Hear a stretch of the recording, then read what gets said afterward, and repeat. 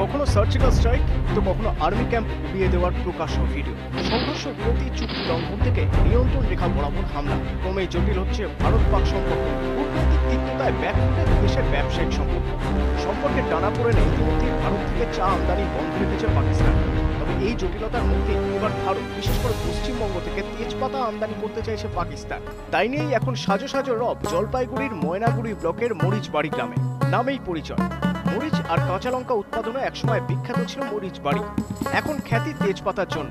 ভারত ছাড়াও সিঙ্গাপুর, বাংলাদেশ, আরবের বিভিন্ন দেশে পাতা পাঠান মরিচবাড়ির ব্যবসায়ীরা। পাতা পৌঁছে গিয়েছে পড়শি পাকিস্তানেও। মাঝে কয়েক বছর বন্ধ থাকার পর এবার ফের 10 টন তেজপাতার জন্য বরাত এসেছে পাকিস্তান থেকে। আগামী সপ্তাহের মধ্যে ডেলিভারি। মুম্বাই হয়ে তা পৌঁছবে পাকিস্তানে।